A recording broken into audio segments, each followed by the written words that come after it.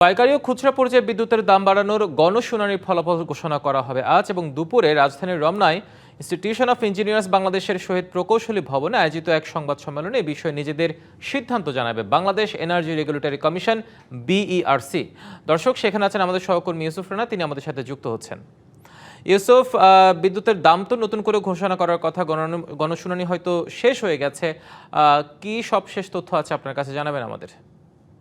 আপনি যেমনটি বলছিলেন যে বিদ্যুতের পাইকারি এবং খুচরা পর্যায়ের দাম এবং একই সাথে সঞ্চালন চার্জ, এই তিন প্রকারের দাম বাড়ানোর জন্য গত 20 এবং 21 মে শুনানি অনুষ্ঠিত হয়েছে। বিইআরসি এই শুনানি করেছেন।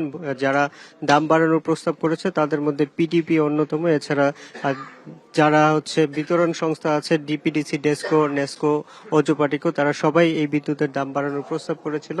পিডিপি পাইকারি পর্যায়ে 17 থেকে 21% পর্যন্ত দাম বাড়ানোর প্রস্তাব করেছিল এবং একই সাথে খুচরা বিতরণ সংস্থাগুলো তারাও এই 6 থেকে 10% পর্যন্ত দাম বাড়ানোর প্রস্তাব করেছে এবং একই সাথে তারা বলেছে যে পাইকারি পর্যায়ে যে দামটি বাড়বে সেটি যেন তাদের সাথে যুক্ত করা হয়। তাহলে আমরা সব মিলিয়ে দেখেছি যে প্রায় 30% মতো দাম বাড়ানোর প্রস্তাব এসেছিল। সেই বিষয়ে গত 20 এবং 21 মে শুনানি অনুষ্ঠিত হয়েছে এবং এর 4 কার্যদিবস পর আজকে 5ম কার্যদিবস এবং খুবই দ্রুত সময়ের মধ্যে এই সিদ্ধান্ত ঘোষণার যে সিদ্ধান্ত সেটি এসেছে এবং আজকে কিছুক্ষণের মধ্যেই এই যে আপনি নিশ্চয়ই দেখতে পাচ্ছেন যে আয়োজনটি, এখানে সেই বিদ্যুতের দাম বাড়ানোর বিষয়ে যে শুনানি হয়েছে সেটির ফলাফল ঘোষণা করা হবে।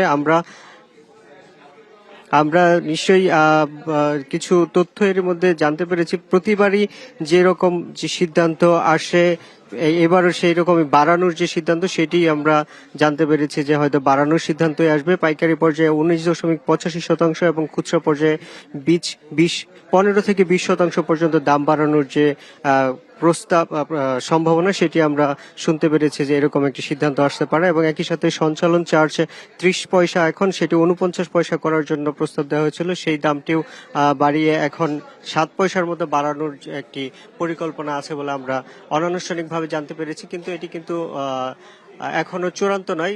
চূড়ান্ত সিদ্ধান্তটি জানা যাবে সংবাদ সম্মেলনের পরে এবং এখানে বিইআরসি চেয়ারম্যান জালাল আহমেদ এবং অন্যান্য যারা কর্মকর্তারা আছেন তারা এসে কিছুক্ষণের মধ্যেই সংবাদ সম্মেলনে এই সিদ্ধান্তটি জানাবেন।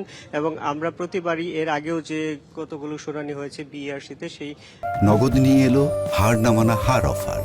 সর্বনিম্ন 10,000 টাকা রেমিটেন্স নগদে পাঠালে থাকছে স্বর্ণের হার জেতার সুযোগ।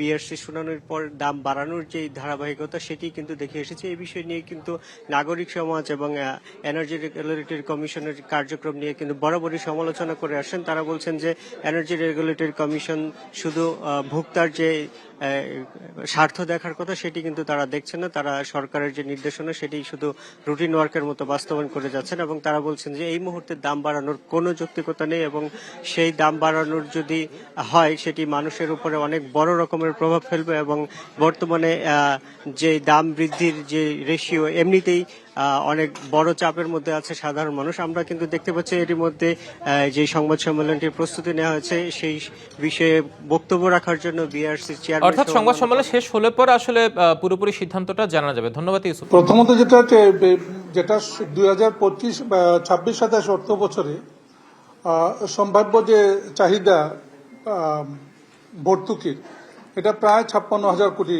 টাকা। সো এখানে যেটুকু বৃদ্ধি করা হলো বাল্কের মূল্য, এতে প্রায় 14,200 কোটি টাকা প্লাস মাইনাস এটা বৃদ্ধি পাবে আয়। এর প্রেক্ষিতে আরো 41,000 কোটি টাকা ঘাটতি থাকবে সম্ভাব্য, যেটা ভর্তুকি আকারে দিতে হবে পিডিবিকে, সরকারকে। আর দ্বিতীয় যেটা আপনি বললেন, এটা অবশ্যই আমরা এটা মনে করি না যে বিতরণ কোম্পানিগুলির ক্ষেত্রে আমরা এখানে যেটা হয়েছে, আমরা তাদের যে ইনভেস্টমেন্ট আছে তার উপর একটা রেট অফ রিটার্ন ধরার একটা বিধান আছে। আপনারা জানেন যে ইতিমধ্যে পিডিবি যে সকল কোম্পানি দিয়ে কিনে, পিডিবির অধীনস্থ যেগুলা উৎপাদন কোম্পানি, সেগুলোর কিন্তু রেট অফ রিটার্ন 12% ছিল, যেটা চুক্তিতে এই 12% থেকে কমিয়ে 6% করা হয়েছে। একইভাবে এখানেও তাদের যে রেট অফ রিটার্ন একদম মিনিমাম পর্যায়ে রাখা হয়েছে এবং সেহেতু তারা মুনাফা করার খুব একটা সুযোগ থাকবে না, তাদের যে খরচ সেটা চলবে এটাতে।